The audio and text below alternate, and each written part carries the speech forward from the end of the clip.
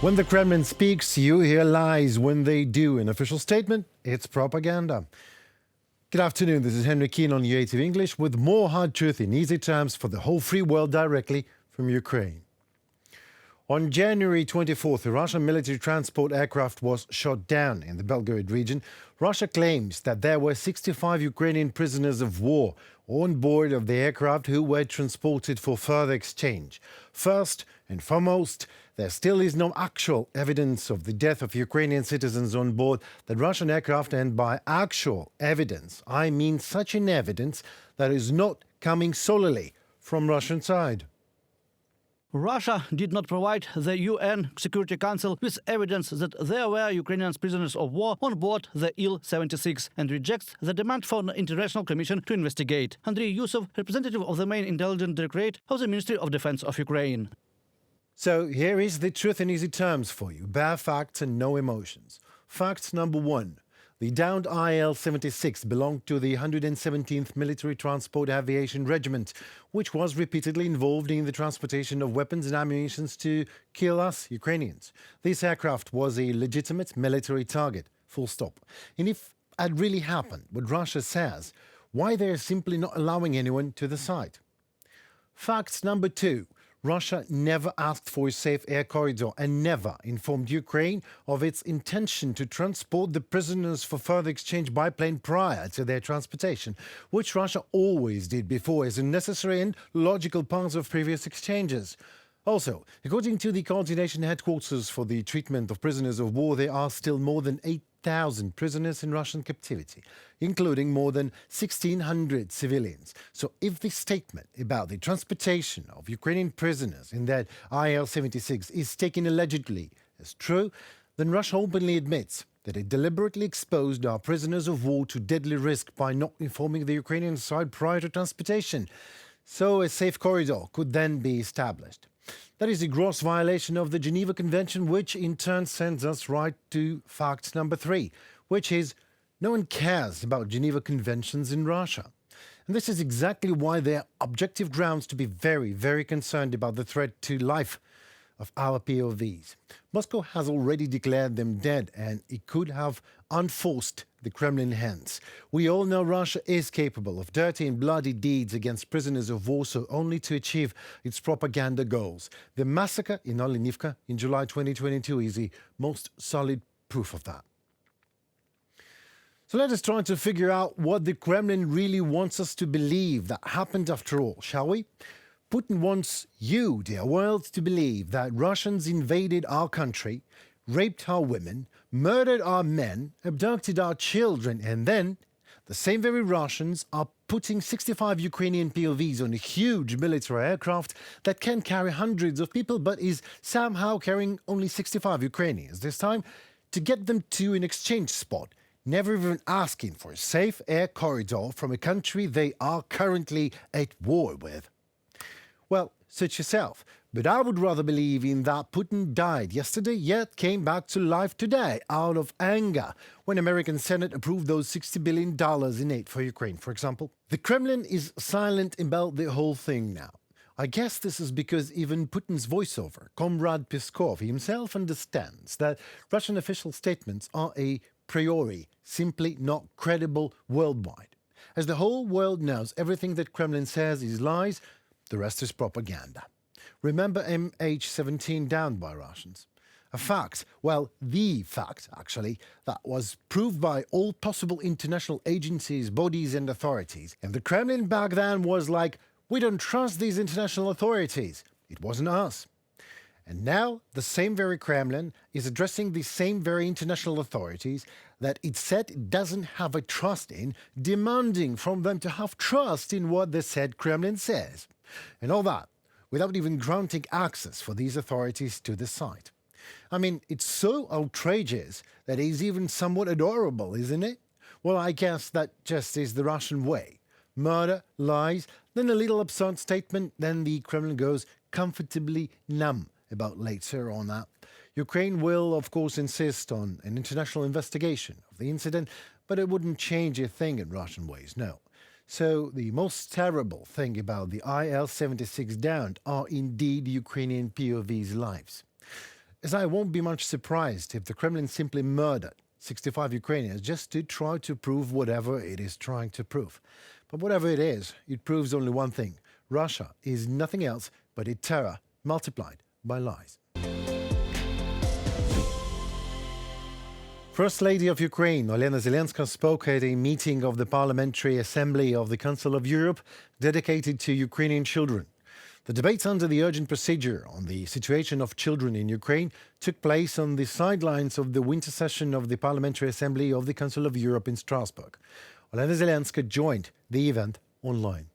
I urge everyone to act faster and be more united. I ask national parliaments to join in. We must force Russia to comply with Geneva Convention and immediately provide comprehensive lists of the names and whereabouts of all Ukrainian children who have been illegally deported. It degrades the very idea of international law, which is so cynically ignored by Russia. As I said earlier, every rescue of each of our children is a special operation involving many countries and dozens of caring people. And in that case, we succeed. But there are hundreds of countries that care and millions of people that care in the world. At least I believe in this. I believe that all the children of the world are our common children, because this is the future of the whole world. Meanwhile, we adults are their present. I believe that we can do it, but only together. Thank you. You see, the matter of Russia abducting our Ukrainian children may seem like the one that can be easily explained in easy terms to get views emotionally involved into it, but it's not. Because it is just too hard sometimes to believe in what Russia really is and what horrible things it does in Ukraine, let alone watch personal stories. So every time I hear about abducted Ukrainian children, I am trying to make it as personal as possible for myself. Because I'm father myself, My son lives in Europe. His name is Simon. He turned 18 a couple of days ago, so I imagine that Russians have killed me and then took Simon to Russia, wash his brain all right, and then send him back to Ukraine as a Kremlin soldier to kill more Ukrainians. So next time you hear about Ukrainian children being abducted, do like I do, just once. Imagine it is happening to your children. And eventually you'll understand whatever Russia says, shows or tries to strike a pose of a savior of a soul, the hard truth in easy terms about it is it kills Ukrainians and then abducts our children to Russia. And that, dear world, is nothing else but a genocide. You may know that in April 2023, the Parliamentary Assembly held an urgent debate on the situation of Ukrainian civilians, including children, forcibly displaced or transferred to the Russian Federation or Ukrainian territories under the de facto control of the Russian Federation. We demanded the safe return of Ukrainian children, as well as the punishment of the perpetrators at all levels, highlighting the fact that the documented evidence of this practice corresponds to the international definition of genocide. I promise that we at the Parliamentary Assembly will do our utmost to continue our commitment to bring justice and lasting peace in Ukraine. And there's one more thing I ask you to keep in mind.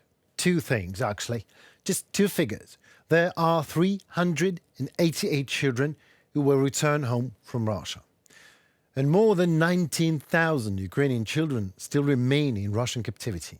And yes, you can help right now, dear world, to show that you care by liking and sharing this very video and subscribing to our channel. We are the voice of Ukraine. Help us to make it be heard. At the 18th meeting of the Contact Group on Defense of Ukraine in Ramstein format on January 23rd, Ukraine's allies assured further military support, including long-range weapons. Well, let us go material, shall we? Ukraine will receive 10 multifunctional inflatable boats from Canada, manufactured by famous Zodiac Hurricane Technologies, with a value of more than $15 million, announced the Ministry of National Defence of Canada after the conclusion of the 18th Ramstein format meeting. The Armed Forces of Ukraine will also receive 6 multi-role helicopter Sea Kings Mk-41 necessary equipment and spare parts from Germany. The relevant decision was made by the German government, announced after the meeting of the Contact Group. Also, Denmark has announced assistance worth more than 12 million euro to develop the cyber resilience of the systems of the Armed Forces of Ukraine and the Ministry of Defense of Ukraine. Ukraine also received a firm commitment of long-range weapons deliveries. Finally, the Armed Forces of Ukraine will receive weaponry from partners for effective strikes against the enemy both on the front lines and in the rear, said Ukrainian Ministry of Defense representative Ilarion Pavlyuk. Це була The main thing I want to say is that it was a productive meeting, after which I want to say don't panic to all those who are getting any sentiments about losing support. There is a complete understanding from our partners that we need this weaponry, and there is a commitment to work on providing Ukraine with more weapons for such strikes.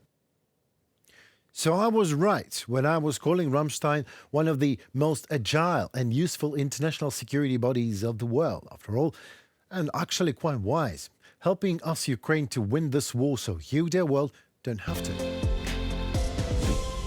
Time for more on UATV English. I couldn't wait for that. You ask hard questions, we answer in easy terms. And now the question of the week voiced by our loyal viewer, Fahrenheit 1100.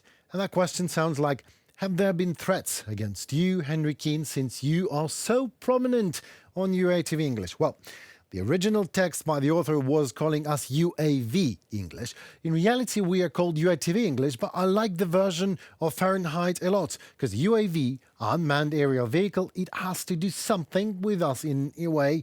We both help to destroy Russia. You see, while our defense forces destroy Russians invaders physically, we destroy myth of the Kremlin's propaganda. So thank you, Fahrenheit, for that. And thanks for the question. Well, frankly, the thing is with the personal threats, when Russian missiles are flying literally over your head and explode in your backyard, you don't really feel comfortable to be talking about those personal internet threats.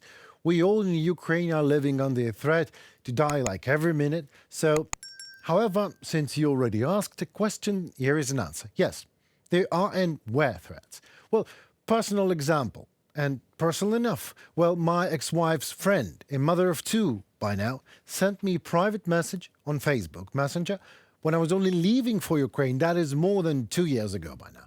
It was a short message indeed. It said, I hope you die. Well, I guess every man knows that when a woman curses you like that, you must have done something really fancy. No, seriously. All these Russian bots that find me on the internet saying, your mother tongue is Russian, how dare you be on Ukrainian side, die, die, die, die, die, die, die. Yes, they do exist. But I like to think of my enemies as the other side of me being, as you put it, so prominent. So what do I do about it? Well, same as with women's curses. I'm enjoying it. Well, that seems to be it for tonight and for the week. It was me, Henry Keane, in UATV English, breaking the hard truth to easy terms for the whole free world directly from Ukraine. We at UATV English like you a lot, hoping so much that the feeling is at least somewhat mutual. If that is the case, like us in return, subscribe and share, help us to promote Ukrainian voice worldwide. Do not forget to express your own opinion in the comments below. It matters a lot to us. Ask us a question, and next week I'll do my best to answer it. Well, stay safe and tuned for more ready tomorrow next week with my colleague Paul Stelmach, who, as always, will be taking good care of you. Goodbye.